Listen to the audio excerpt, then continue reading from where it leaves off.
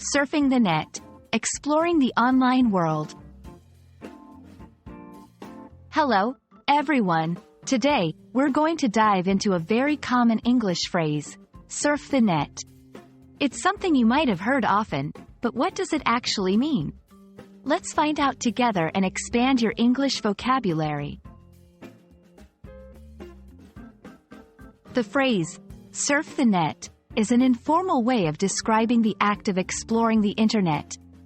Just like surfing in the ocean involves moving smoothly over the waves, surfing the net involves moving from one website to another, often looking for information or for leisure without a specific goal in mind.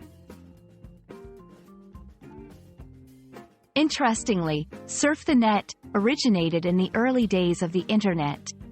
It conveys a sense of freedom and ease, suggesting that the user is in control, navigating the vast sea of information with agility and purpose, similar to a surfer on the waves.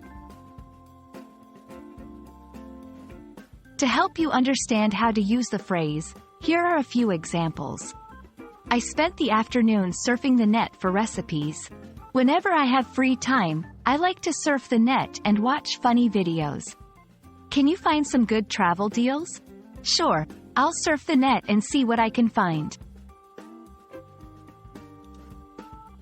There are several synonyms you can use, such as browsing the internet, navigating the web, scrolling through websites. These phrases all convey a similar activity and can be used interchangeably with surf the net.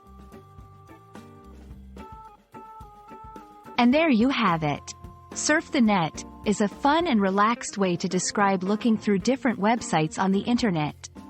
I hope you found this video helpful and it adds a new expression to your English vocabulary.